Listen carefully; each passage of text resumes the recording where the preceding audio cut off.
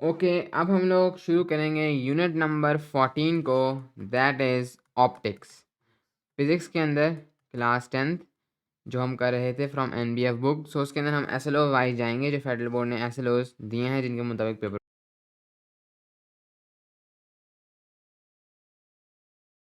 तो है। Define and use the terms normal, angle of incidence and angle of reflection. So in terms को हमने use करना है, नॉर्मल, एंगल ऑफ इंसिडेंस और एंगल ऑफ रिफ्लेक्शन। सो यहाँ पर बात हो रही है रिफ्लेक्शन ऑफ लाइट की।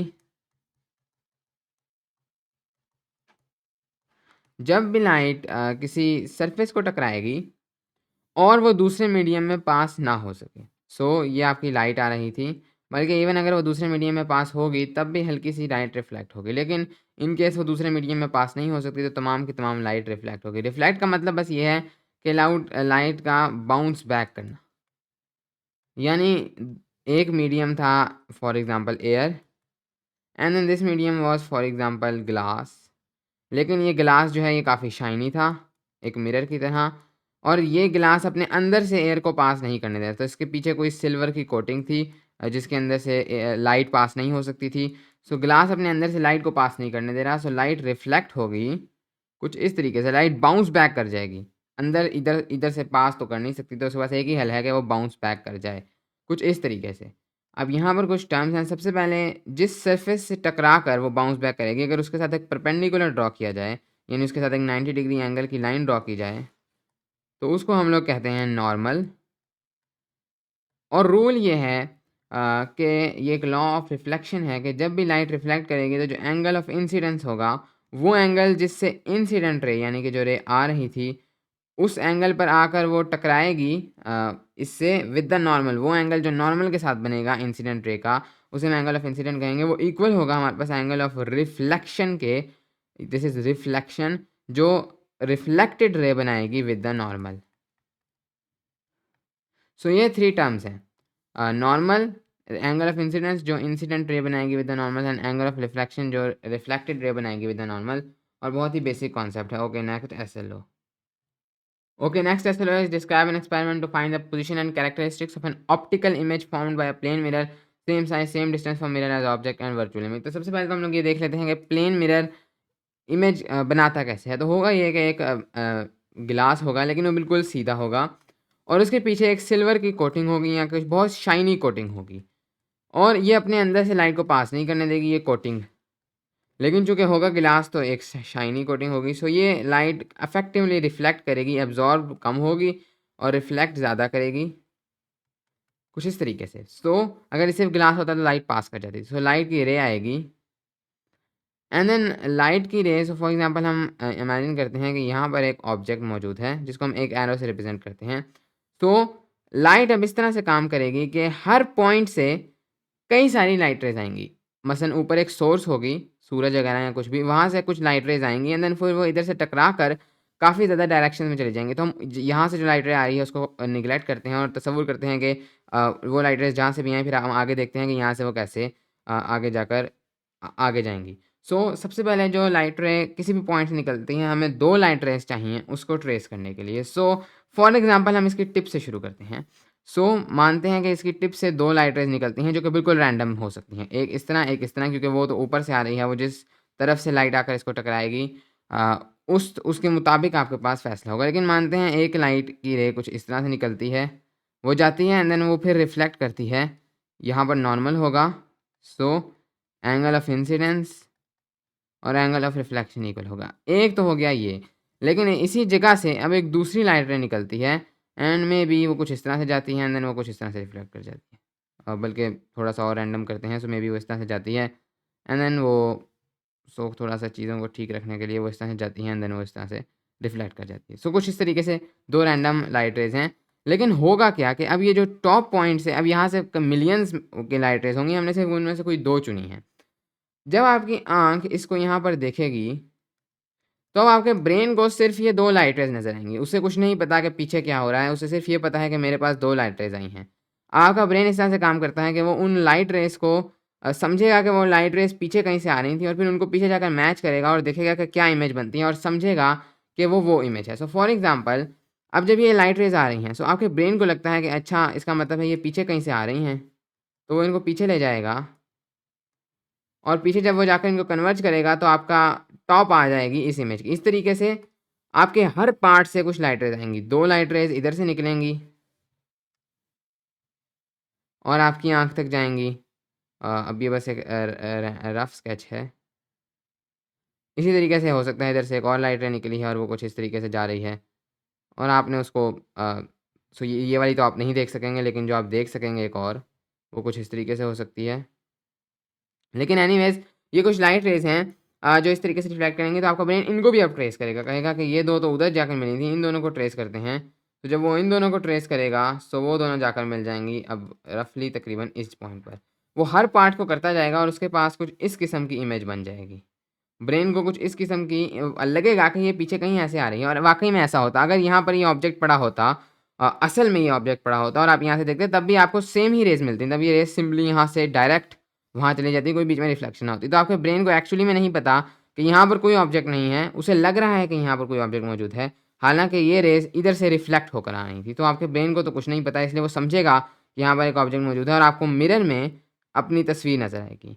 सो इसको हम लोग कहेंगे एक वर्चुअल इमेज, क्योंकि असल में कोई इमेज मौजूद नहीं थी। ये एक रियल इमेज होती है, अगर आप यहाँ से इसको देखते तो ये एक रियल इमेज थी, लेकिन ये एक वर्चुअल इमेज है, सिर्फ़ आपके ब्रेन को धोखा दिया जा रहा है।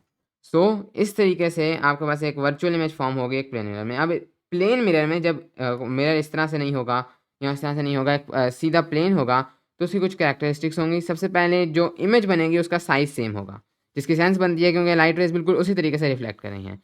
डिस्टेंस भी सेम होगी, यानी यहाँ से लेकर यहाँ तक जो डिस्टेंस है, यहाँ से लेकर यहाँ तक की डिस्टेंस सेम होगी और same distance from mirror as object and virtual image. So ये आपके पास 3 कैरेक्टरिस्टिक्स होंगी, साइज़ सेम होगा, डिस्टेंस सेम होगी और आपके पास ऑब्जेक्ट और वर्चुअल इमेज सेम होगा और ये होगी भी एक इरेक्ट इमेज, यानी कि बिल्कुल सीधी इमेज होगी, उल्टी नहीं होगी। हाँ, ये इन्वर्टेड होगी, यानी कि जो आप इस ऑब्जेक्ट का राइट है वो इसका लेफ्ट बन जाएगा। लेकिन ये आपके पास कुछ कैरेक्टरिस्टिक्स हैं, हम एक एक्सपेरिमेंट से इन कैरेक्टरिस्टिक्स को कन्फर्म किया जा सकता है। सो आप कुछ इस किस्म का एक्सपेरिमेंट कर सकते हैं कि यहाँ पर एक ऑब्जेक्ट रखें, अपने सामने एक प्लेन मिरर को सीधा खड़ा कर दें वर्टिकली एंड देन फिर आप क्या करें कि आप लोग एक्चुअली में 2 रेज़ ड्रॉ करें एंड देन यहाँ पर भी 2 रेज़ ड्रॉ करें बिल्कुल प्रिसाइज़ कैलकुलेशन के साथ। तो फिर जब आप उनको ट्रेस करेंगे तो आप देखेंगे कि वाक़ई में डिस्टेंस वगैरह सब कुछ मैच करता है। Okay, next question.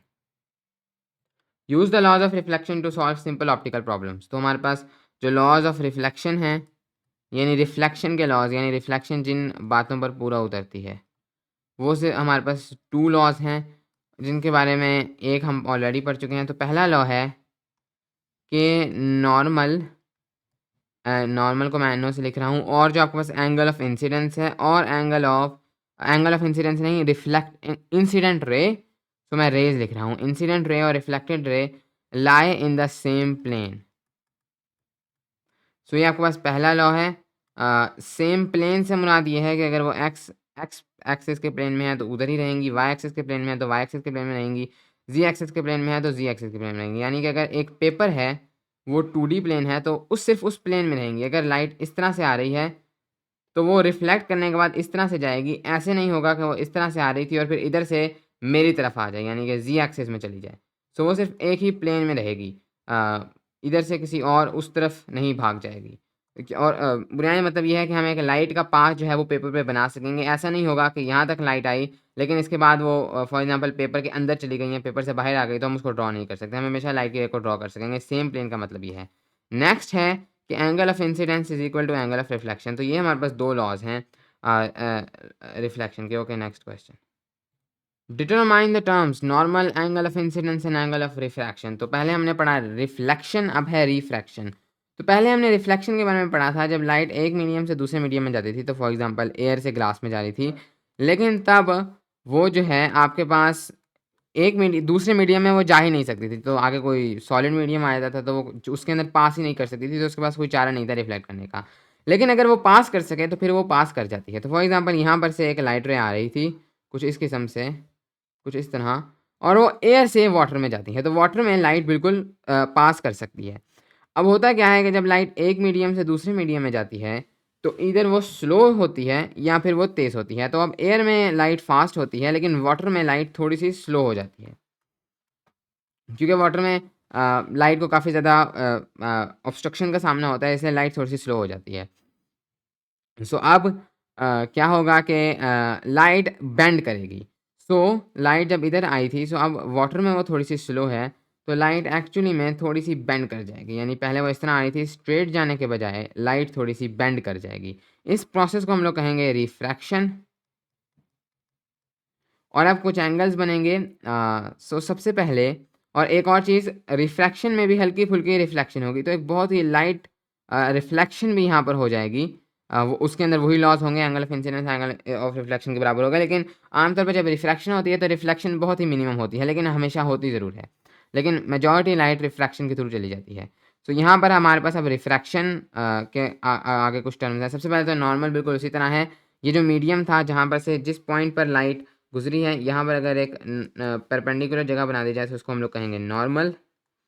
And then इस नॉर्मल के साथ इंसिडेंट रे जो आ रही थी, वो जो एंगल बनाएगी वो होगा एंगल ऑफ इंसिडेंस। लेकिन जो रिफ्रैक्टेड रे है, रिफ्लेक्टेड नहीं, रिफ्रैक्टेड रे, वो जो एंगल बनाएंगे उसको एंगल ऑफ रिफ्रैक्शन कहा जाएगा, और ये एंगल ऑफ रिफ्लेक्शन नहीं है। ये दोनों इक्वल नहीं होंगे। एंगल ऑफ इंसिडेंस और एंगल ऑफ रिफ्लेक्शन पिछले वाले में इक्वल थे, एंगल ऑफ इंसिडेंस और एंगल ऑफ रिफ्रैक्शन इक्वल नहीं होते। सो ये हमारे पास 3 टर्म्स हैं रिफ्रैक्शन के बारे में। ओके, नेक्स्ट चलो।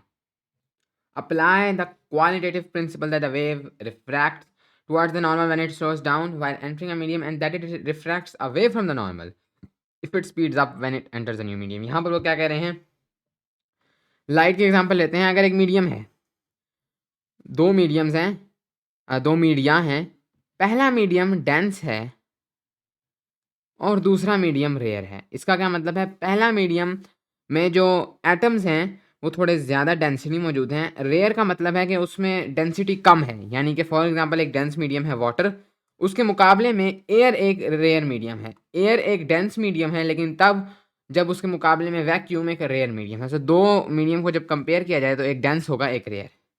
लाइट हमेशा डेंस मीडियम में स्लो होगी और रेयर मीडियम में फास्ट होगी। डिफरेंट वेव्स के लिए ये चेंज होगा। जैसे वाटर डेंसिटी पर डिपेंड कम, वाटर वेव्स डेंसिटी पर कम डिपेंड करती हैं और डेप्थ पर ज़्यादा डिपेंड करती हैं, लेकिन लाइट डेंसिटी पर डिपेंड करती है। तो डेंस मीडियम में लाइट स्लो है और रेयर मीडियम में लाइट फास्ट है। जब भी एक लाइट रे एक डेंस मीडियम से एक रेयर मीडियम में एंटर होगी तो क्या होगा, लाइट फास्ट हो जाएगी। प्रिंसिपल ये है या लॉ ये है कि जब भी लाइट स्पीड अप होगी एक मीडियम से दूसरे मीडियम में जाते हुए, तो वो रिफ्रैक्ट करेगी अवे फ्रॉम द नॉर्मल। यानी कि ये था आपका नॉर्मल। अब उसने अपनी जो है वो डायरेक्शन चेंज करनी है। वो दो तरीक़ों से कर सकती है, या तो वो इस तरह चली जाए away from the normal, normal ये था तो नॉर्मल से दूर चली जाए, कुछ इस तरीके से ये दूर जा रही है, या वो नॉर्मल के करीब आ जाए, यानी कुछ इस तरीके से हो जाए, कुछ इस तरीके से। अभी भी वो बेंड हुई है लेकिन अब नॉर्मल की तरफ आई है इसके मुकाबले में। सो जब भी लाइट फास्ट होगी तब वो नॉर्मल से अवे बेंड करेगी, यानी ये वाली लाइट रे इस तरह से बेंड करेगी, कभी भी नॉर्मल की तरफ बेंड नहीं करेगी। सो ये बेंड करने का एक प्रिंसिपल है। और इसका रीज़न क्या है, इसका एक रीज़न है बिल्कुल, जिसको यहाँ पर एक्सप्लेन करना पॉसिबल नहीं है, लेकिन इसको आप इस तरह से समझ सकते हैं कि जैसे फॉर एग्जांपल एक गाड़ी है और अगर वो रोड पर चल रही है एंड देन फिर जाकर आपके पास मड है, यानी कि कीचड़ है। तो अगर गाड़ी आपके पास कुछ इस तरह से जा रही थी मड में, तो जैसे ही वो रोड पर एंटर करेगी, तो ये गाड़ी के टायर्स थे या ये गाड़ी थी, तो ये एक नेचुरल चीज़ है और इसके पीछे इसकी पूरी फोर्सेस का भी रीज़न है। लेकिन आप खुद अगर इसको सोचें, तो अगर वो एक ऐसी जगह पर एंटर करती है जहाँ पर वो फास्ट हो जाती है और एक एंगल पर जा रही थी, तो वो ऑटोमेटिकली थोड़ी सी बेंड कर जाएगी, उसमें एक टॉर्क प्रोड्यूस होगा। यही चीज़ यहाँ पर भी हो रही है। और इसी तरीके से इसका ऑपोजिट होगा जब लाइट एंटर करेगी। सो अगर हम इसको हटाएं और लाइट एंटर करे रेयर मीडियम से डेंस मीडियम में, तो लाइट इस तरह उल्टा जा रही हो, तो अब की बारी लाइट जो है वो नॉर्मल की तरफ बेंड करेगी। इस तरफ तो नॉर्मल की अवे होता है, लेकिन अब वो नॉर्मल की तरफ बेंड करेगी क्योंकि लाइट स्लो हो रही है। तो अगर गाड़ी रोड से मड में आए तो वो फिर अगेन बेंड करेगी, लेकिन उसके मुताबिक एक नॉर्मल के मुताबिक बेंड करेगी। सो एनीवेज प्रिंसिपल सिर्फ ये था कि अगर लाइट जो है वो स्लो डाउन होगी तो वो टुवर्ड्स द नॉर्मल बेंड करेगी, अगर वो स्पीड अप होगी तो वो away from the normal bend करेगी या रिफ्रैक्ट होगी। और in case the angle of incidence is zero then the wave continue parallel to the normal. इसका क्या मतलब है, अगर तो जो लाइट की रे है वो कुछ इस तरह से आ रही थी, यानी कि कुछ इस तरह से कि वो एग्जैक्टली नॉर्मल के साथ, नॉर्मल के बिल्कुल पैरेलल थी, कुछ इस तरह से नॉर्मल इसका बनता है इसके बिल्कुल ऊपर है, angle of incidence he zero है, तो वो बस इस तरह से गुजर जाएगी। क्योंकि अब वो किस तरफ बेंड करे, नॉर्मल की तरफ बेंड करे तो नॉर्मल की तरफ वाली कोई जगह ही नहीं बनती, क्योंकि वो एग्जैक्टली नॉर्मल के ही ऊपर है, नॉर्मल से दूर भी कोई जगह नहीं बनती। सो एग्जैक्टली सीधा पैरेलल कर जाएगी, वो लाइट बेंड नहीं होगी जो नॉर्मल के पैरेलल हो या सरफेस के परपेंडिकुलर हो। Okay, next SLO. Next SLO is define and use the refractive index from a vacuum to a medium for light as C divided by V. So अब next है refractive index. What is this? So refractive index सिर्फ एक scale है जिसका आप use करेंगे refraction को find out करने के लिए। कैसे? बहुत ही सिंपल है। मानते हैं कि आपके पास यहां पर था वैक्यूम और यहां पर थी फॉर एग्जाम्पल आपके पास एयर। लाइट एंटर की है from the vacuum to the air, so light is entering from a rare medium to a dense medium. लेकिन ये फ़र्क बहुत ही कम है, लेकिन फिर भी लाइट रिफ्लेक्ट ज़रूर करेगी नॉर्मल की तरफ, लेकिन ये काफ़ी कम होगा, बस लाइट हल्की सी रिफ्लेक्ट करेगी, कोई इतना बड़ा फ़र्क नहीं होगा क्योंकि एयर में भी कोई इतनी ज़्यादा डेंसिटी नहीं है। एनीवेज़ कुछ इस तरीके से लाइट जो है वो रिफ्रैक्ट करेगी। सो कहने का मतलब ये है कि इस वैक्यूम में जो लाइट है वो फास्ट है और एयर में लाइट थोड़ी स्लो है। हम लोग इसको एक स्केल के थ्रू रिप्रेजेंट कर सकते हैं जिसमें जिसको हम रिफ्रैक्टिव इंडेक्स कह सकते हैं। तो ये स्केल सिर्फ ये बताता है कि how much light slows down compare to another medium. So जो रिफ्रैक्टिव इंडेक्स है वो हमेशा एक और मीडियम के कंपैरिजन में है। फॉर एग्जांपल हम लोग निकालते हैं रिफ्रैक्टिव इंडेक्स जिसका सिंबल है N फॉर एयर, तो हम रिफ्रैक्टिव इंडेक्स निकालते हैं फॉर एयर, लेकिन हमें इसको किसी के कंपैरिजन में निकालना होगा कि उसके कंपैरिजन में लाइट कितनी स्लो है। मोस्ट कॉमनली जब भी आप किसी मटेरियल का रिफ्रैक्टिव इंडेक्स निकालते हैं तो आप वैक्यूम का कंपैरिजन करते हैं, लेकिन आप किसी का भी कंपैरिजन कर सकते हैं। अगर हम एन और एयर वैक्यूम का कंपैरिजन करें तो इसका फॉर्मूला बनता है कि N1 यानी एन ऑफ द एयर, बल्कि इसको सॉरी V1 V2 V जिसका आप लोग जिस मीडियम के आप लोग रिफ्रैक्टिव इंडेक्स फाइंड कर रहे हैं उसके अंदर जो लाइट की स्पीड है वो आप नीचे रखेंगे, सो हियर आ जाएगी V ऑफ एयर, और जिसके कंपैरिजन में आप नाप रहे हैं उसको आप लोग ऊपर रखेंगे वी वैक्यूम। इस तरह से इसलिए करेंगे क्योंकि जब आप इस तरह से करेंगे तो फिर एक्चुअली में वो स्केल बताएगा कि लाइट कितना स्लो हो रही है। अगर आप एयर को ऊपर रखते और वैक्यूम को नीचे रखते तो फिर जो स्केल आता वो आपको बताता कि लाइट फास्ट कितना हो रही है, लेकिन हमें इसका उल्टा चाहिए, हमें ये जानना है कि लाइट स्लो डाउन कितनी हो रही है। सो जब आप एयर को नीचे रखेंगे और वैक्यूम को ऊपर रखेंगे तो अगर तो वैक्यूम की जो स्पीड है वो एयर के कंपैरिजन में ज़्यादा होगी, सो आपके पास जो है एक स्केल आ जाएगा जिसके थ्रू आप ये बता सकेंगे लाइट कितनी ज़्यादा स्लो डाउन हो रही है, इतने टाइम्स जो है वो लाइट स्लो डाउन हो रही है। लेकिन अगर आप एयर को ऊपर रखें तो आपके पास आंसर पॉइंट्स में आ जाएगा, वो आपको बताएगा लाइट कितनी फास्ट हो रही है, हमें वो नहीं चाहिए। तो एनीवेज ये हमारा फॉर्मूला होगा। तो नॉर्मली हम लोग जब वैक्यूम के साथ करेंगे तो वैक्यूम में लाइट की स्पीड है C डिवाइडेड बाई V। तो नॉर्मल केसेस में हम लोग जो रिफ्रैक्टिव इंडेक्स किसी भी मटेरियल का निकालेंगे जिसको हम लोग कहेंगे एब्सोल्यूट रिफ्रैक्टिव इंडेक्स, एक खास टाइप है, उसके अंदर हम लोग रेफरेंस मीडियम वैक्यूम को लेंगे। सो फॉर्मूला सिंपली बन जाएगा C divided by V। V is the speed of light in that medium और C हम ऊपर रखेंगे। So this will be the formula of refractive index. Air के लिए क्या होगा, तो एयर में जो स्पीड ऑफ लाइट है वो ऑलमोस्ट सेम है वैक्यूम के, सो एयर का जो रिफ्रैक्टिव इंडेक्स है वो अप्रॉक्सीमेटली इक्वल टू 1 है, यानी एयर 1 टाइम स्लो होगी कंपेयर टू वैक्यूम, यानी एयर तकरीबन उतनी ही रहेगी। ओके, सो वैसे ये किसी और मीडियम के साथ रेफरेंस में भी नापा जा सकता है, लेकिन मोस्ट कॉमनली हम लोग वैक्यूम के साथ रेफरेंस में नापते हैं। Okay, next SLO। Define refractive index as N as this, apply Snell's law this to solve problems। Okay, सबसे पहले हमें देखना होगा Snell's law को, that is N of I into sine of I, N of I multiplied by sine of the angle of incidence is equal to N of R dot sine of the angle of refraction। N ये है absolute refractive index, यानी कि reference medium vacuum है of the वो वाला medium जिसको आप incident medium कह सकते हैं, जहाँ से लाइट रे दूसरे मीडियम में जा रही है। ये है एंगल ऑफ इंसिडेंस का साइन, ये इक्वल होगा दूसरे मीडियम का रिफ्रैक्टिव इंडेक्स और उसका साइन। यानी कि अगर आपके पास लाइट कुछ इस तरीके से एंटर कर रही थी, ये जाती है इस मीडियम से दूसरे मीडियम में, may be away from the normal, may be towards the normal, हम उसके बारे में फिक्र नहीं करेंगे। तो this is I medium, this is R medium for simplicity. ये इंसिडेंट मीडियम है, this is the refracted medium. तो हम ये कहना चाह रहे हैं कि अगर हम इंसिडेंट मीडियम का N ले लें, यानी इसका रिफ्रैक्टिव इंडेक्स, इसको मल्टीप्लाई कर दें इसके जो एंगल ऑफ इंसिडेंस है इसके साइन के साथ, तो ये इक्वल हो जाएगा एंगल ऑफ रिफ्रैक्शन, इसका refractive index multiplied by this angle of refraction. तो हमने एक बेसिकली रिलेशन बताया है कि एंगल ऑफ इंसिडेंस और एंगल ऑफ रिफ्रैक्शन में क्या रिलेशन है। रिफ्लेक्शन में तो इक्वल थे, लेकिन यहाँ पर इक्वल नहीं है। यहाँ पर ये स्नेल्स लॉ के थ्रू हम पता चलाएंगे कि दोनों में क्या फ़र्क आ रहा है। लेकिन अब यहाँ पर अगर आप देखें, हम इसको थोड़ा सा रीअरेंज करते हैं। सो हम लिख सकते हैं एज एन ऑफ आई, हम लिख सकते हैं इसको as n of r divided by n of i is equal to sine of i divided by sine of r. Okay, so अब हम लोगों ने ये हमारे पास एक रिलेशन आई है। अब हम लोग अज्यूम करते हैं कि हमारे पास जो मीडियम था, जो हमारे पास मीडियम था जिसके थ्रू लाइट जा रही थी, यानी कि जिस मीडियम से लाइट दूसरे मीडियम में जा रही थी, लेट अस सपोज कि वो एयर है या वो वैक्यूम है, एंड ये कुछ भी हो सकता है, may be this is water, लेकिन लेट्स सपोज कि दिस इज एयर। तो हमारे पास इधर जो एन ऑफ आई है दैट बिकम्स 1। सो हमारे पास फॉर्मूला बन जाएगा n of r is equal to sine of i divided by sine of r. So हम कहना ये चाहते हैं कि अगर आप लोग कभी भी किसी रिफ्रैक्शन में रिफ्रैक्टिव इंडेक्स फाइंड आउट करना चाहते हैं उस मीडियम का जिसमें लाइट रिफ्रैक्ट हो रही है, सो आप ये फॉर्मूला लगा सकते हैं, प्रोवाइडेड कि जिस मीडियम से लाइट आ रही है वो एयर है। So this formula will be used when light passes from air into another medium।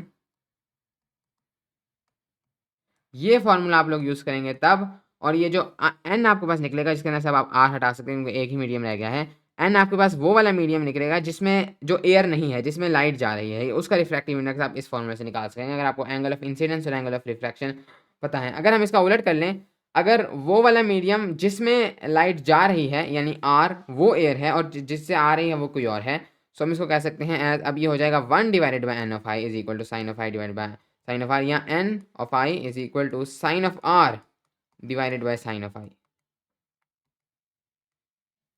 कुछ इस तरीके से अब हमारे पास ये फॉर्मूला बन जाएगा, लेकिन ये तब यूज होगा when light passes from a medium which is not air into air।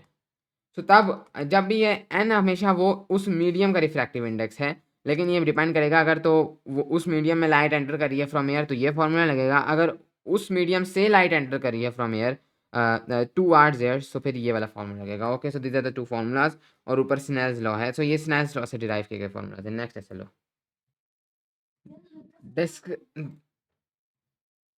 Describe an experiment to show refraction of light by transparent blocks of different shapes. सबसे पहले हमारे पास ये SLO है, इसको हम लोग नहीं करेंगे। ये बस एक एक्सपेरिमेंट है रिफ्रैक्शन के ऊपर, जिसको आप लोग चाहें तो कर भी सकते हैं, बहुत ही सिंपल है, लेकिन यहाँ पर हम इसे इसलिए नहीं करेंगे कि दिस इज़ फॉर PBA यानी प्रैक्टिकल बेस्ड असेसमेंट, और उसके अंदर पैटर्न चेंज है, वो SLO के बजाय उनकी जो लिस्ट है प्रैक्टिकल्स की उसके मुताबिक आते हैं, सो हम थ्योरी के अंदर इसको स्किप कर सकते हैं। नेक्स्ट है define the terms critical angle and total internal reflection, तो ये थ्योरी के अंदर शामिल है, सो समेटिव फॉर थ्योरी।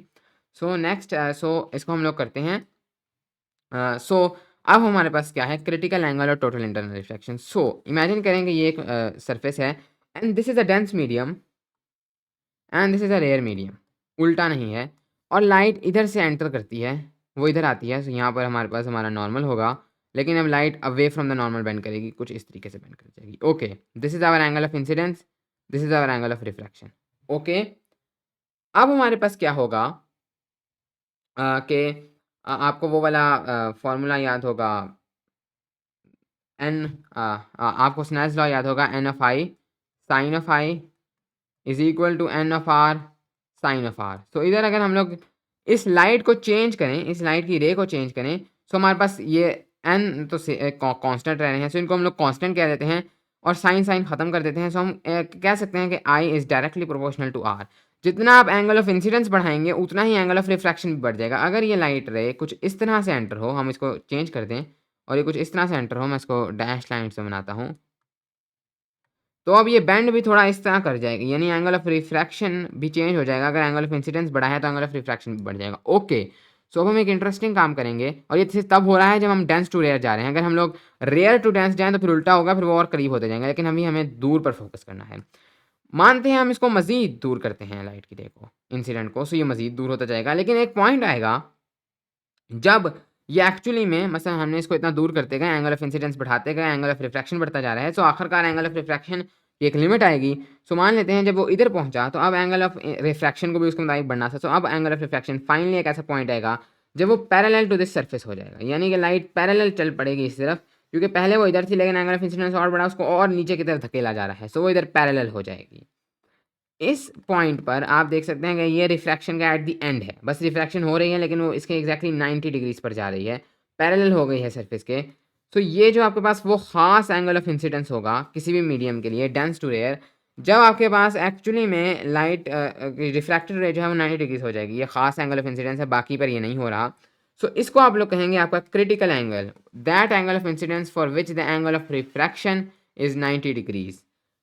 अब आपको याद होगा मैंने पहले बताया था जब रिफ्रैक्शन होती है तब थोड़ी सी रिफ्लेक्शन भी होती है, उसको हम लोग निगलेक्ट कर देते हैं, लेकिन अब मानते हैं हम इस एंगल ऑफ इंसिडेंस को और बढ़ाते हैं, क्रिटिकल एंगल से भी ज़्यादा बढ़ा देते हैं, तो अब क्या होगा?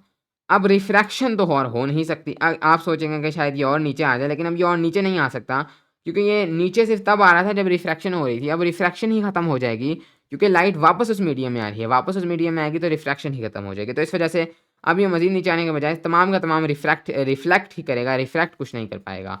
सो अब इस एंगल ऑफ इंसिडेंस के बाद लॉज ऑफ रिफ्लेक्शन के मुताबिक तमाम की तमाम लाइट रिफ्लेक्ट हो जाएगी, पास ही नहीं करेगी, और एंगल ऑफ यहाँ पर इंसिडेंस जो होगा वो एंगल ऑफ रिफ्लेक्शन के बराबर हो जाएगा।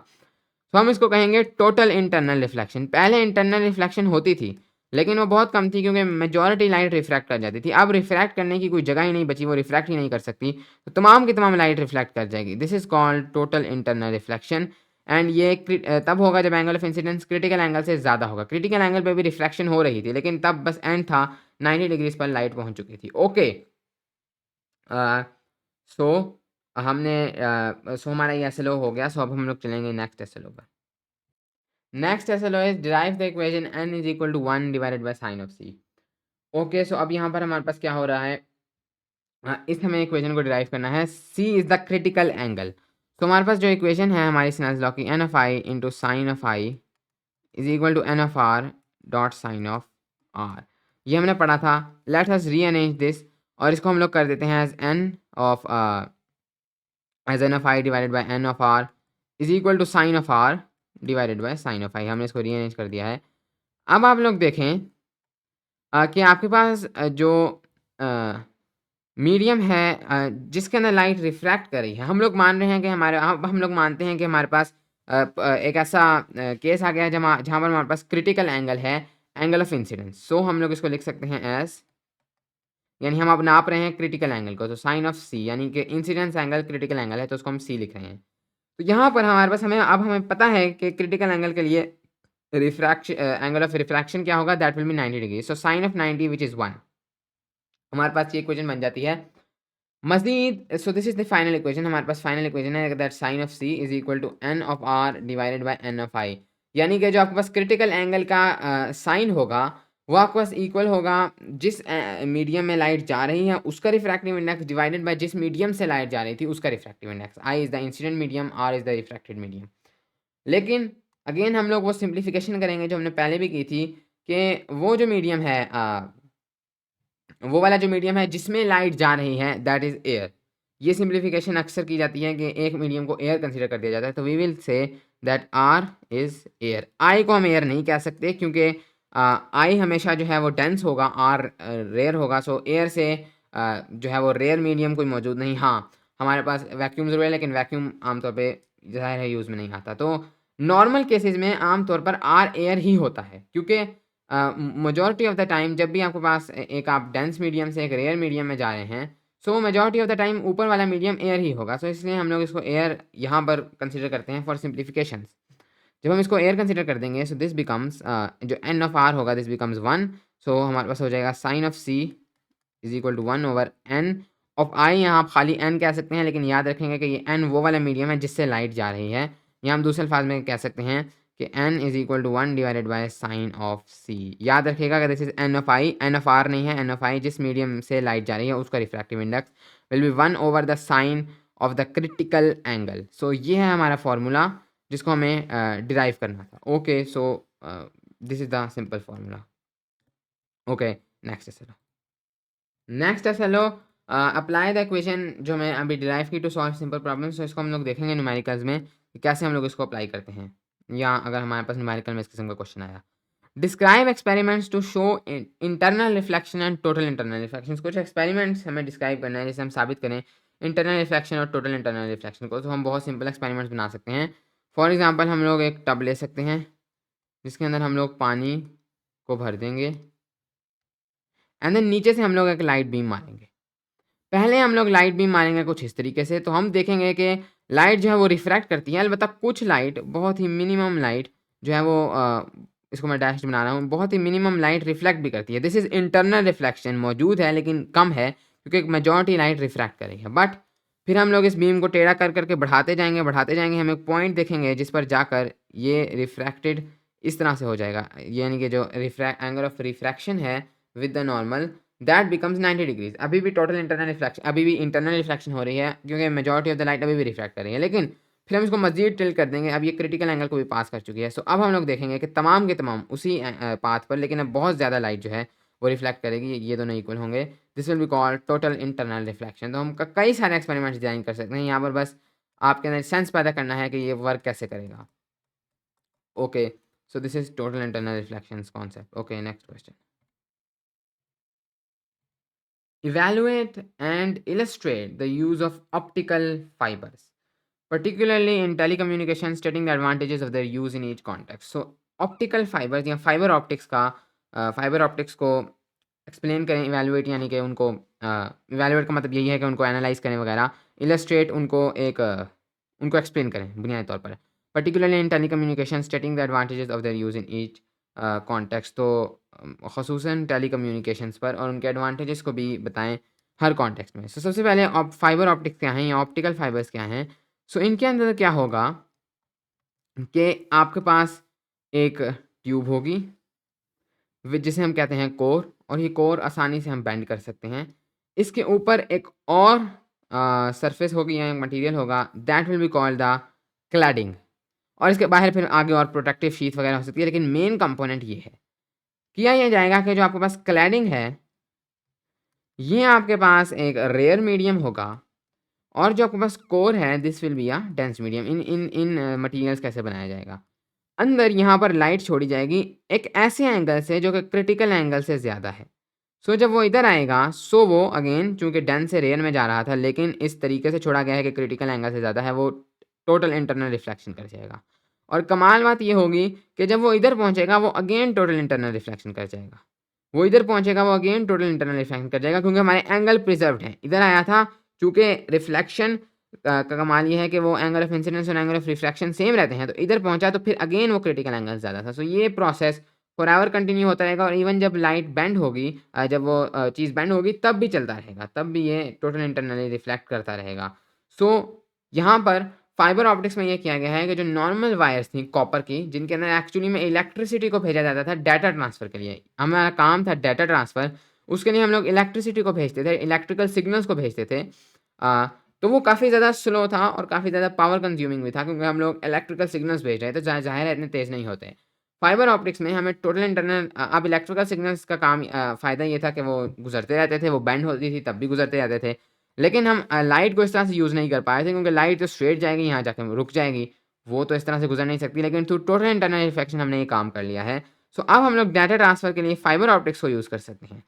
अब क्या होगा कि हम लोगों ने सिर्फ उन इलेक्ट्रिकल सिग्नल्स को लाइट सिग्नल्स में कन्वर्ट करना है और वापस लाइट सिग्नल्स को घरों पर इलेक्ट्रिकल सिग्नल्स में कन्वर्ट करना है। लेकिन चूंकि ट्रैवल लाइट कर रही है तो वो काफ़ी ज़्यादा फास्ट भी होगा प्रोसेस, और इसके अंदर बहुत ज़्यादा कम लॉस है, क्योंकि मेजॉरिटी लाइट वापस रिफ्लेक्ट कर रही है। सो बहुत कम डाटा लॉस है। इधर आपके पास थ्रू रेजिस्टेंस वगैरह काफ़ी ज़्यादा इलेक्ट्रिसिटी का लॉस होता था। सो फाइबर ऑप्टिक्स के अंदर इस कॉन्सेप्ट के ज़रिए से काफ़ी एफिशिएंटली जो है वो चीज़ों को ट्रांसफ़र किया जाएगा। तो टेलीकम्युनिकेशन में इसका यही यूज़ है कि सबसे पहले आपके साथ इसका फ़ायदा है कि आपको हायर स्पीड्स और बैंडविड्थ मिलेगा।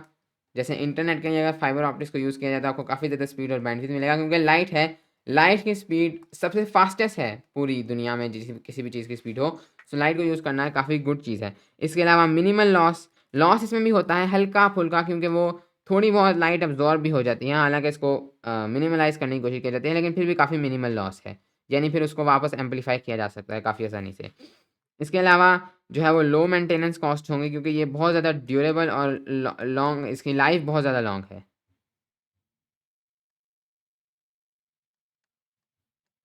और इसके अलावा सिक्योरिटी भी गुड होगी, लो रिस्क, क्योंकि जो इलेक्ट्रिसिटी है उसमें कहीं पर भी कोई स्पार्क हो सकता है, कोई एक्सप्लोजन हो सकती है, लेकिन लाइट बिल्कुल सेफ चीज़ है, उसमें कुछ क्या ऐसी क्या चीज़ हो सकती है। तो ये कुछ बहुत सारे फ़ायदे हैं जो कि फाइबर ऑप्टिक्स के हैं over traditional copper wire. Okay, next question, next SLO. Analyze the action of thin converging and thin diverging lens on a parallel beam of light. सो अब ये लेंस क्या है? लेंस सिंपली एक ग्लास है। चलिए देखते हैं कि लेंस क्या है। सिंपली एक ग्लास है जो कि अपने अंदर से लाइट को रिफ्रैक्ट करने देगा। सबसे पहले आपके पास हैं कॉन्वर्जिंग लेंस, जिन्हें हम लोग कहते हैं, कॉन्वर्जिंग लेंस को हम लोग कह सकते हैं कॉन्वेक्स लेंस। ये किस तरह के होंगे? सो ये लेंस टॉप पर आपके पास थिन होंगे, लेकिन इन द सेंटर आपके पास थिक होंगे। कुछ इस तरह के नजर आएंगे। ग्लास के बने हुए ये लेंस होंगे जो कि अपने अंदर से लाइट को पास करने देंगे, कुछ इस तरीके से। टॉप पर थिन है, बॉटम पर थिन है, लेकिन सेंटर में मोटे हैं। These are called convex lens या फिर कन्वर्जिंग लेंस। कन्वर्जिंग के नाम से पता चलता है, कन्वर्जिंग का मतलब होता है किसी चीज़ को एक जगह पर लाना। कॉन्वेक्स लेंस की खास बात यह है कि फॉर एग्जाम्पल आप एक पैरेलल बीम ऑफ लाइट मारते हैं। पैरेलल भी ज़रूरी नहीं, लेकिन पैरेलल के अंदर इसको समझना काफ़ी आसान है। फॉर एग्जाम्पल आप एक पैरेलल बीम ऑफ लाइट मारते हैं कुछ इस तरीके से। पैरेलल का मतलब क्या है? पैरेलल का मतलब ये है कि अगर हम लोग इसके साथ इसके सेंटर में एक लाइन बना दें, इसके सेंटर में एक लाइन बना दें। पैरेलल का मतलब ये नहीं कि लाइट रेज एक दूसरे के पैरेलल हैं। इसका मतलब ये है कि अगर हम इसके सेंटर में एक लाइन बनाएं और फिर इस लाइन के एग्जैक्टली परपेंडिकुलर एक और लाइन बनाएं, जिसको हम लोग कहते हैं द प्रिंसिपल एक्सिस। सो इस प्रिंसिपल के एक्सिस इनको पैरेलल होना चाहिए। तो अगेन एक और पैरेलल बीम ऑफ लाइट कहीं पर भी मारें, तो अब ये क्या करेगा कि अंदर अगर आप देखें तो थोड़ी सी हमारे पास रिफ्रैक्शन होगी। फ्रॉम एयर इनटू ग्लास जा रहा है। सो यहाँ पर हम इतनी प्रिसाइजली तो नहीं ड्रॉ कर सकते, लेकिन हम एक रफ एस्टिमेट दे सकते हैं। ये वाला नॉर्मल होगा। सो सिंस ये जा रहा है आपके पास इनटू ग्लास यानी into a denser medium, slow होगा और नॉर्मल की तरफ बेंड करेगा। मींस कुछ इस तरह से बेंड करेगा नीचे की तरफ। देन यहाँ पर क्या होगा? अब यहाँ पर भी कुछ इस तरह का केस होगा और आपकी बारी ये थोड़ा सा नॉर्मल से आपके पास अवे बेंड कर जाएगा, यानी कि कुछ मजीद इस तरह से हो जाएगा। ये इसके साथ होगा, लेकिन नीचे क्या होगा? नीचे अगेन इसका बिल्कुल एक मिरर चीज़ होगी, ये कुछ इस तरह से एंड देन फिर कुछ इस तरह से। आप देखें इसने दोनों लाइट रेस को एक पॉइंट पर कन्वर्ज किया है, लेकिन अगर आप कोई तीसरी पैरेलल बीम मारेंगे वो उसको भी एग्जैक्टली इधर ही कन्वर्ज करेगा। कुछ इस तरह का आपके पास फिर प्रोसीजर हो जाएगा। थोड़ी सी कम रिफ्रैक्शन होगी, फिर कुछ इस तरीके से।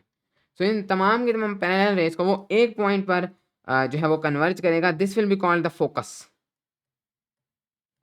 और हर कन्वेक्स लेंस के लिए एक फोकस फिक्स्ड होगा। पैरेलल बीम्स को वो हमेशा उधर ही कन्वर्ज करेगा। अगर वो रेस पैरेलल नहीं है, वो उनको तब भी कन्वर्ज करेगा, लेकिन तब वो फोकस पर नहीं हो सकता है। फोकस से थोड़ा सा इधर है, जब कन्वर्जिंग पॉइंट वो थोड़ा सा इधर है, वो थोड़ा सा इधर है। कन्वर्ज वो तब भी कर देगा, लेकिन फोकस पे नहीं करेगा। फोकस पे तब करेगा जब लाइट रेस पैरेलल है। सो एनीवेज कन्वेक्स लेंस का ये काम है, इसलिए हम इसको कन्वर्जिंग लेंस भी कहते हैं।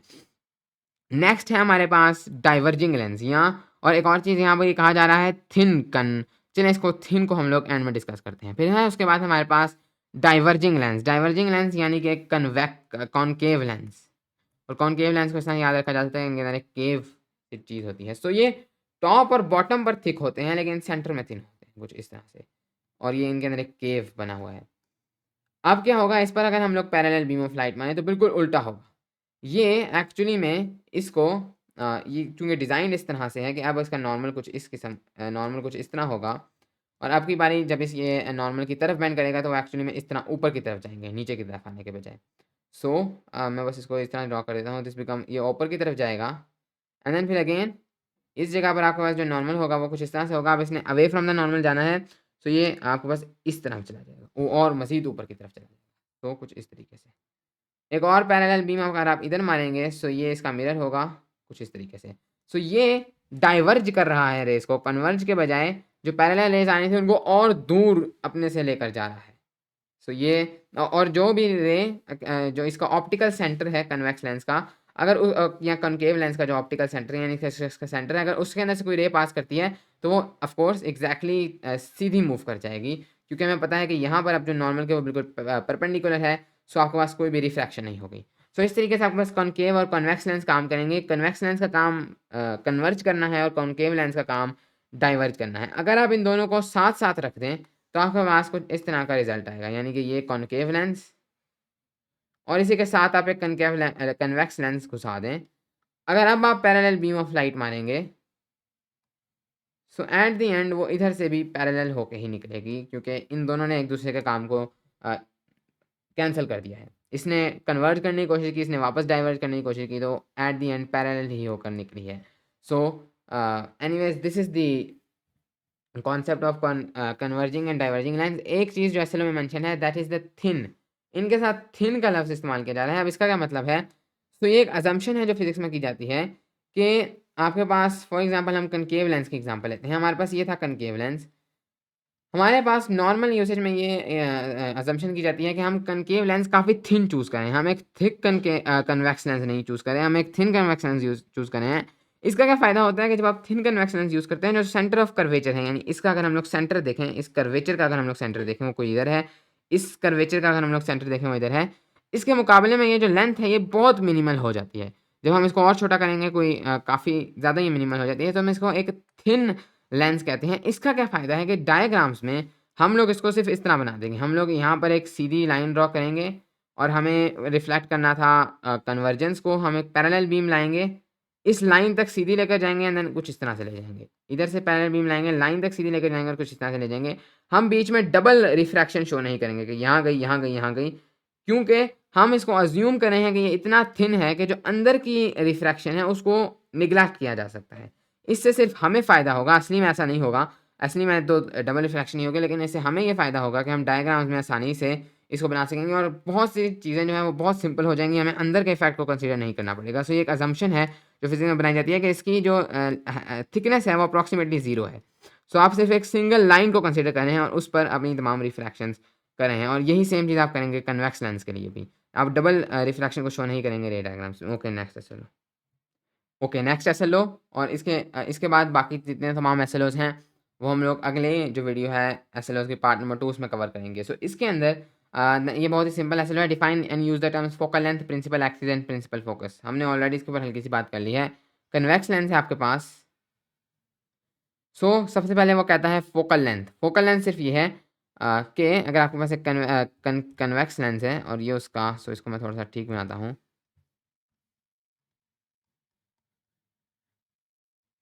और इसको आप जितना थिन बना सकें उतना बेहतर होगा। लेकिन अगर आप ये आपके पास एक कन्वेक्स लेंस है, सो फोकल लेंथ क्या है? फोकल लेंथ सिर्फ ये है कि इसका फोकस इधर होगा, जिसको हम एफ कहेंगे, और अगर लाइट इस तरफ से इधर आ रही है तो इसका फोकस इधर होगा। जो डिस्टेंस होगी फोकस और ये जो आपके पास इसका जो सेंटर है उसके दरमियान, ऑप्टिकल सेंटर के दरमियान, इसको हम लोग कहेंगे फोकल लेंथ।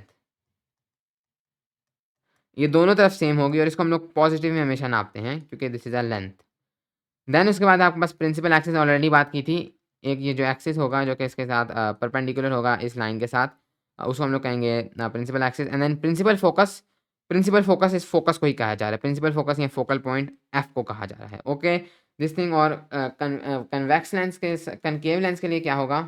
कनकेव लेंस का भी एक फोकस होता है, हालांकि वो लाइट रेस को डाइवर्ज कर रहे हैं लेकिन उनका फोकस कुछ इस तरह से होगा। सो अगर ये रे आ रही थी, अब अगेन हम सिंगल रिफ्रैक्शन शो करेंगे, इसको इसने इस तरह डाइवर्ज कर दिया और ये रे आ रही थी, इसने इसको इस तरह डाइवर्ज कर दिया। अगर इनको ट्रेस बैक किया जाए तो ऐसे लगता है जैसे ये एक सिंगल पॉइंट से आ रही थी। इस सिंगल पॉइंट को भी हम लोग इस केस में फोकस कहते हैं कि वहाँ पर वो कन्वर्ज करेंगे अगर ये उल्टा होता तो। सो ये जो आपके पास सिंगल पॉइंट है that is called the focus. यहाँ पर सिर्फ एक ही फोकस होगा, मतलब फोकस इधर भी होगा, लेकिन अगर उस केस में जब लाइट रेज इधर से आ रही थी तो, लेकिन ये फोकस उसी साइड पर होगा जिस तरफ से लाइट रेज आ रही थी। इस केस में फोकस उल्टी साइड पर था जिस तरफ से लाइट रेज आ रही थी, इसलिए इसके फोकस को नेगेटिव वैल्यू में मेजर किया जाएगा। इसकी जो फोकल लेंथ है उसको नेगेटिव वैल्यू में मेजर किया जाएगा। ओके इसके साथ ही हमारे इस पार्ट में एसएलओस खत्म हो गए। बाकी जितने एसएलओस हैं वो हम अगले पार्ट में करेंगे। Thank you.